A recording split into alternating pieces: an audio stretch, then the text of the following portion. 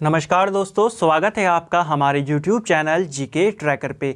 देखिए फ्रेंड्स, आज के वीडियो के अंदर जो हमारी सीरीज़ है Lucent MCQs practice set series, आज हमारा उसका 19वां भाग है। और इस वीडियो में भी मैंने काफ़ी इंपॉर्टेंट क्वेश्चंस आपके लिए मैं लेकर आया हूँ। 20 इंपॉर्टेंट क्वेश्चंस हैं जिनको हम एक्स्ट्रा फैक्ट के साथ यहाँ पर सॉल्व करेंगे। आपको इनको अच्छे से सॉल्व करना है। जो क्वेश्चन आपको आते हैं आपको उनके आंसर को कमेंट करना है और आखिर में अपना स्कोर कमेंट करके ज़रूर बताना है। तो चलिए फ्रेंड्स, वीडियो को शुरू करते हैं।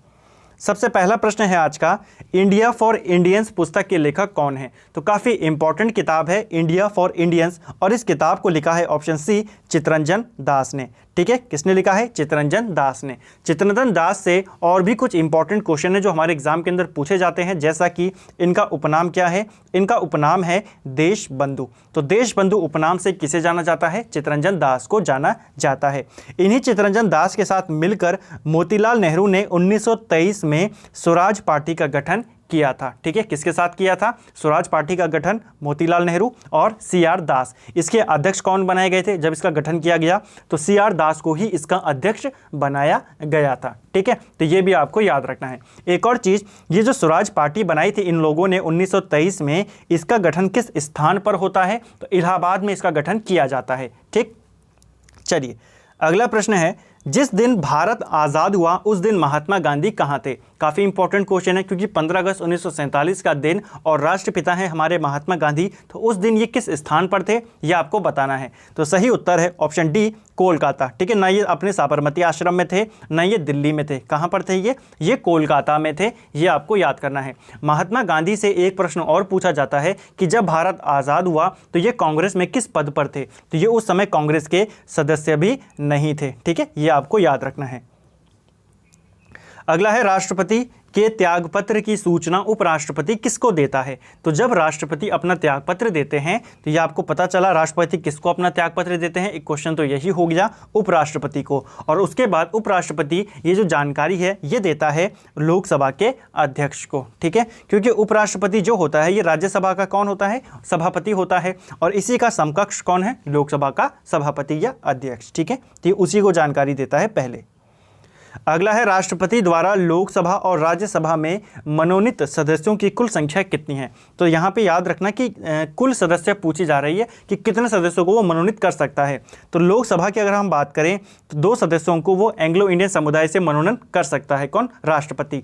और अगर हम राज्यसभा की बात करें तो राज्यसभा में 12 लोगों को मनोनयन किया जा सकता है अलग अलग क्षेत्रों से। तो कुल सदस्य कितने हो गए? 14 सदस्यों को मनोनीत किया जा सकता है। अगला प्रश्न है, सूर्य की सतह पर हाइड्रोजन के अलावा दूसरा कौन सा तत्व बहुतायत से पाया जाता है? तो सूर्य की सतह, सूर्य है क्या? सूर्य एक गैस का गोला है जिसमें 71% हमारी हाइड्रोजन है। दूसरे नंबर पे कौन आती है? तो दूसरे नंबर पे आती है हीलियम, ये लगभग 26% है। तो ये दोनों गैसें हैं, तो राइट आंसर हमारा यहाँ पर क्या होगा? Option C, helium. ठीक है, हाइड्रोजन के बाद दूसरे नंबर पे कौन आता है? हीलियम। वहाँ पे क्या होता है, कौन सी प्रोसेस होती है जिसके कारण सूर्य को ऊर्जा प्राप्त होती है? तो नाभिकीय संलयन ही सूर्य की ऊर्जा का स्रोत है। ठीक है, नाभिकीय संलयन में क्या होता है कि जो हाइड्रोजन के पार्टिकल्स होते हैं वो जुड़ते हैं आपस में और एक हीलियम पार्टिकल का निर्माण करते हैं जिससे एनर्जी रिलीज होती है। अगला है, सुएज नहर कब बनकर तैयार हुई थी? देखिए, सुएज नहर से बहुत सारे प्रश्न बनते हैं और उत्तराखंड के अंदर भी काफ़ी सारे क्वेश्चन सुएज नहर से पूछे जा चुके हैं। सुएज नहर ये जो बनके तैयार हुई थी ये हुई थी 1869 में। ठीक है, तो ऑप्शन बी हमारा सही उत्तर है। अगर हम इसके निर्माण की बात करें तो इसका जो निर्माण कार्य था 1854 में इसका निर्माण कार्य जो उस समय वहाँ सरकार थी इजिप्ट के अंदर, किसको दिया गया? तो एक फ्रांसीसी इंजीनियर था, फ्रांडिट दी लेपेस। ठीक है, तो फ्रांडिट दी लेपेस जो था उस इंजीनियर को इसका काम का, इस जो नहर है काम का उसको अधिकार दिया गया, यानी कि उसको वहाँ पे ठेका दिया गया इस नहर का निर्माण करने के लिए 1854 में। उसने इसका निर्माण शुरू किया 1859 से। ठीक, और 59 से लेकर 69 में ये नहर बनके तैयार हुई। अगर हम बात करें इस नहर की कुल लंबाई कितनी है, तो सुएज नहर की कुल लंबाई है 168 किलोमीटर, कहीं पर इसको 169 किलोमीटर भी बताया जाता है। तो आप दोनों ही याद रखें, इसी के आसपास है। ठीक है, 68-69 के आसपास है। किन किन सागरों को जोड़ती है सुएज नहर, ये भी पूछा जा चुका है। तो ये जोड़ती है भूमध्य सागर को लाल सागर से ये जोड़ती है। ठीक है, भूमध्य सागर और लाल सागर को जोड़ती है सुएज नहर। इजिप्ट के द्वारा सुएज नहर का राष्ट्रीयकरण ये कब किया गया, तो ये किया गया 1956 में, पूछा जा सकता है। अगला है निम्नलिखित में से किस महाद्वीप को पक्षियों का महाद्वीप के उपनाम से जाना जाता है। तो पक्षियों का उपमहाद्वीप ये माना जाता है दक्षिण अमेरिका महाद्वीप को। ठीक है, तो बहुत सारे जो हमारे महाद्वीप हैं इनके अलग अलग उपनाम हैं। जैसे कि आपको पता है प्रायद्वीपियों का महाद्वीप किसको कहते हैं, ये कहा जाता है यूरोप को। ठीक है, अगर पूछेगा द्वीप या महाद्वीप किसको कहते हैं तो ये कहा जाता है ऑस्ट्रेलिया को। अंध महाद्वीप आपको पता है एशिया को, अफ्रीका को कहते हैं। ठीक है, नई दुनिया किसको कहते हैं, ये उत्तरी अमेरिका को कहा जाता है। ठीक है, सभ्यता का पालना ये किसको कहा जाता है, ये एशिया को कहा जाता है। और आधुनिक सभ्यता का केंद्र ये यूरोप को कहा जाता है। अगला है टकला माकन मरुस्थल कहाँ स्थित है। तो कहीं पर इसे टकला लिखा जाता है, कहीं पर इसे ताकला लिखा जाता है। ठीक है, तो ये भी ध्यान रखना। तो ये मरुस्थल जो है, रेगिस्तान जो है, ये कहाँ पर है, तो ये स्थित है चीन में। अगला है विश्व प्रसिद्ध उलंग किस्म की चाय किस देश में पैदा होती है। तो जो उलंग चाय है ये कहाँ पैदा होती है, ये कहाँ इसका ज़्यादा प्रोडक्शन होता है, तो ये होती है वियतनाम में। ऑप्शन सी ताइवान हमारा सही उत्तर है। ठीक है, ताइवान। अगला है भारत में अभ्रक का सर्वाधिक उत्पादक राज्य कौन सा है। तो भारत में जो अभ्रक है यानी कि जो माइका है सर्वाधिक किस राज्य में होता है, तो ये होता है हमारा आंध्र प्रदेश में। ठीक है, तो भारत के अंदर सबसे ज़्यादा अभ्रक किस राज्य में है, ये आंध्र प्रदेश में होता है। दूसरे नंबर की बात करेगा तो राजस्थान है। अगला है भारतीय मुसलमानों के पृथक राज्य के लिए पाकिस्तान शब्द का प्रयोग सबसे पहले किसने किया था। तो ये जो पाकिस्तान शब्द है इसका प्रयोग सबसे पहले चौधरी रहमत अली के द्वारा 1933 में किया गया था। तो ये भी आपको याद रखना है। ठीक है, अगला है घुमोट किस राज्य का स्वदेशी पारंपरिक ताल वाद्य यंत्र है। तो ये सबसे पहला क्वेश्चन तो यही बन गया कि घुमोट क्या है। तो घुमोट एक वाद्य यंत्र है। किस राज्य का है, तो यह गोवा का एक वाद्य यंत्र है जिसे गोवा का धरोहर भी घोषित किया जा चुका है। तो गोवा का धरोहर वाद्य यंत्र कौन सा है, वो है घुमोट, और इसे घोषित किया गया 2019 में।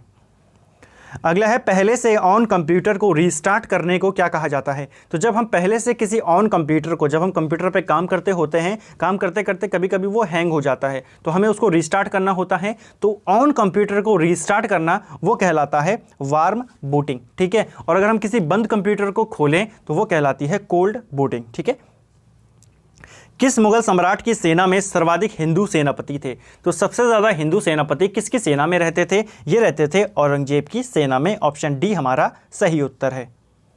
अगला है राज्यसभा को भंग करने का अधिकार किसे प्राप्त है। तो देखिए राज्यसभा को भंग करने का अधिकार ये प्राप्त है इनमें से किसी को भी नहीं, क्योंकि आपको पता है राज्यसभा क्या है, एक स्थायी सदन है, ये कभी भी भंग नहीं होती है। और इसके जो 1/3 सदस्य होते हैं हर 2 साल में रिटायर होते रहते हैं। ठीक है, तो राज्यसभा कभी भी भंग नहीं होती है।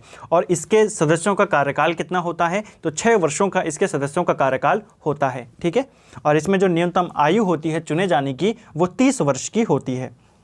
अगला है चरक और नागार्जुन किसके दरबार में रहते थे। तो जो चरक हैं और नागार्जुन ये किसके दरबार में रहते थे, ये रहते थे कनिष्क के दरबार में। पोटवार का पठार निम्न में से किस देश में स्थित है। अब देखिए इसको कहीं पर पोटवार लिखा जाता है, कहीं पर इसे पोटोहार लिखा जाता है। ठीक है, तो आपको ये भी ध्यान रखना है, बस पढ़ना आपको सेम ही है। कहाँ पर है ये स्थित, ये स्थित है पाकिस्तान में। ऑप्शन डी हमारा सही उत्तर है। जो पोटवार का पठार है ये पाकिस्तान में आता है। अगला है इंटरनेट का आविष्कार किसने किया था। तो इंटरनेट का जो आविष्कार किया था ये विंट सर्फ के द्वारा किया गया था। ठीक है, किसने किया था, विंट सर्फ ने। और ये एग्जाम के अंदर पूछा जा चुका है, यूके के अंदर भी पूछा जा चुका है और ये एसएससी के द्वारा भी पूछा जा चुका है। अगला है चीनी यात्री हुइनसांग किस उद्देश्य से भारत आया था। हुइनसांग जो था एक चीनी यात्री था जो कि हर्षवर्धन के शासनकाल में भारत आया था। ठीक है, किस उद्देश्य से आया था, तो ये बौद्ध ग्रंथों की प्रतियां प्राप्त करने के लिए भारत में आया था। ठीक है, किसके लिए आया था, बौद्ध ग्रंथों की जो प्रतियां होती हैं, मूर्तियां होती हैं, उनको प्राप्त करने के लिए भारत में आया था हुइनसांग। अगला है विश्व हाथी दिवस कब मनाया जाता है। तो विश्व हाथी दिवस ये मनाया जाता है, ऑप्शन सी डी हमारा सही उत्तर है, 12 अगस्त को। ठीक है, तो विश्व हाथी दिवस ये मनाया जाता है 12 अगस्त को, ये आपको याद रखना है। तो फ्रेंड्स ये थे हमारे लूसेंट एमसीक्यूज प्रैक्टिस सीरीज़ का पार्ट 19 था और आज भी हमने 20 इंपॉर्टेंट क्वेश्चंस को देखा। अगर आपको वीडियो पसंद आया है आप वीडियो को लाइक करें, शेयर करें और कमेंट अपना स्कोर ज़रूर करें। यार आप लोग कमेंट नहीं करते हो अपना स्कोर, तो अपना स्कोर ज़रूर कमेंट करके बताएं आपका स्कोर कितना आया यहाँ पे। और अगर आपका कोई फीडबैक है तो आप फीडबैक भी अपना दे सकते हो। Thank you friends.